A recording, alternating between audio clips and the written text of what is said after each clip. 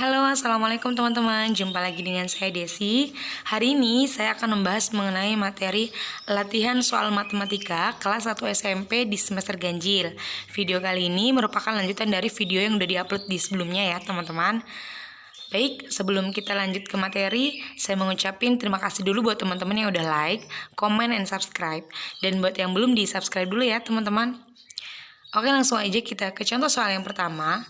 Pada susunan bilangan berikut yang berurutan dari terbesar ke terkecil adalah diingat-ingat ya teman-teman, kita mau mencari nih dari option A sampai D mana yang udah benar, udah berurutan dari yang terbesar sampai yang terkecil.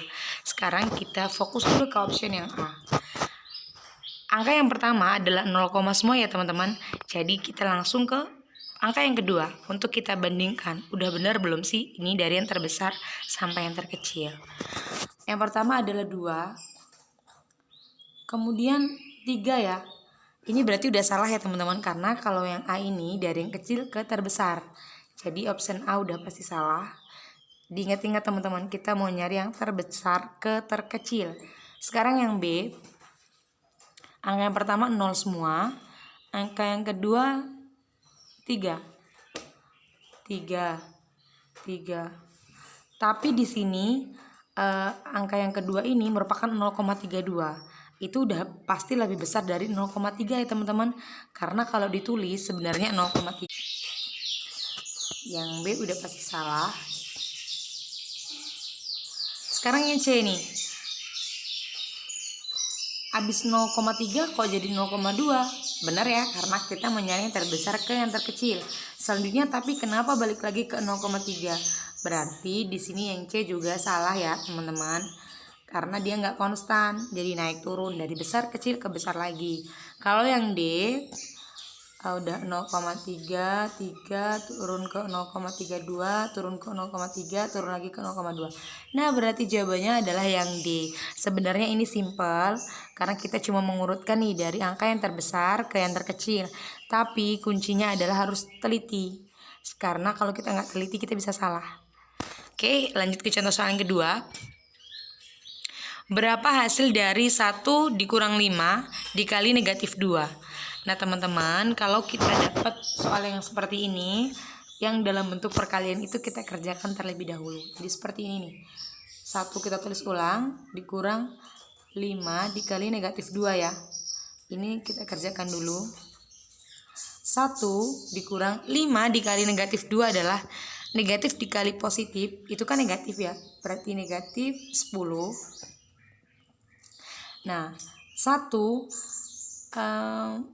negatif dikali negatif itu adalah positif. Jadi 1 plus 10, 1 ditambah 10 sama dengan 11 ya teman-teman. Jawabannya yang A. Adalah suatu bilangan bulat negatif, manakah hasil yang menunjukkan bilangan terbesar? Nah teman-teman, di sini maksudnya kita mau cari nih hasil yang terbesar dari option A sampai D itu di option yang mana? Jika n-nya itu adalah bilangan bulat negatif.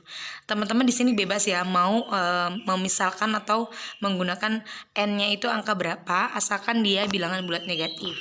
Nah, jadi saya mau pakai ini misalkan n sama dengan negatif 1. Langsung aja berarti kita substitusikan semuanya ya. 3 ditambah negatif 1 sama dengan 2 ya, berarti karena 3 diambil 1 adalah 2. Kemudian 3 dikali n, berarti 3 dikali negatif 1, yaitu negatif 3. Ya kan? 3 dikali negatif 1, negatif 3. Kemudian kalau yang negatif itu 3 dikurang negatif 1 ya. Nah, di sini teman-teman, karena negatif dikali negatif itu kan positif, artinya 3 ditambah 1 yaitu 4. Bagi 3 dibagi negatif 1 ya. Sama dengan, udah pastikan hasilnya negatif nih. 3 dibagi 1 kan 3, jadi negatif 3.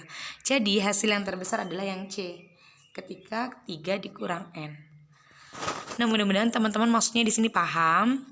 Jika ketemu contoh soal yang satu tipe, satu jenis yang seperti ini. Lanjut ya, ke contoh soal yang keempat.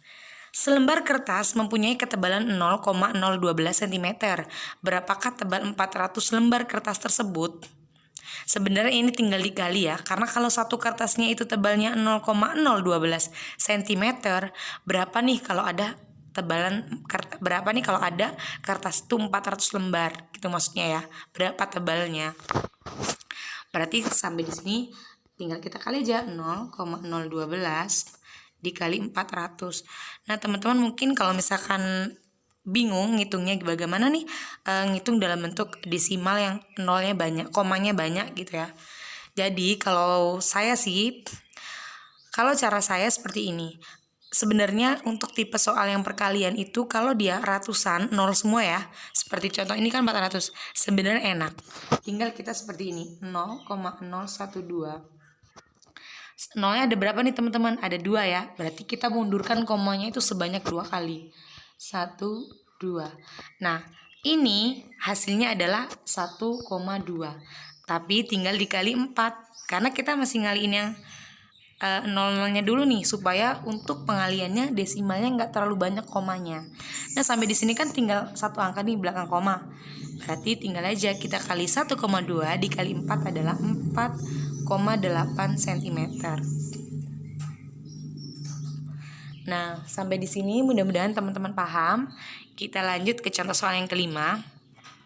Tentukan hasil dari 4/5 dikurang 1/3 dikurang 1/15.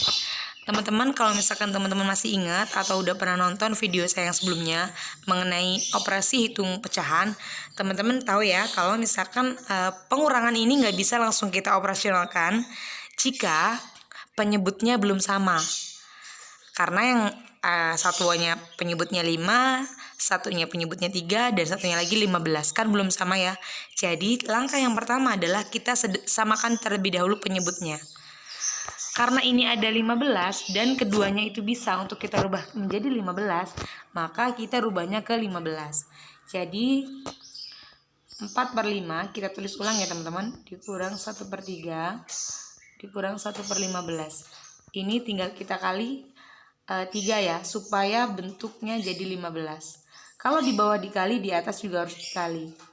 5 dikali 5. Nah, sampai di sini langsung aja nih kita kali ini. 4 dikali 3 adalah 12. 1 dikali 5 adalah 5. Satunya tulis lagi ya. Pernya sama ya. Kan 5 dikali 3 kan 15. 3 dikali 5 juga 15.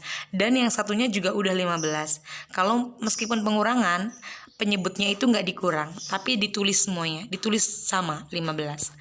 Nah, sampai di sini langsung aja kita operasionalkan. 12 dikurang 5 dikurang 1 adalah 6 ya, 6/15. Sampai di sini bisa diperkecil, sama-sama kita bagi 3, yaitu 2/5. Nah, jadi hasilnya adalah 2/5. Oke, terima kasih ya teman-teman. Mudah-mudahan sampai di sini teman-teman paham gimana caranya mengerjakan contoh soal yang seperti ini. Jangan lupa untuk di like, comment, dan subscribe.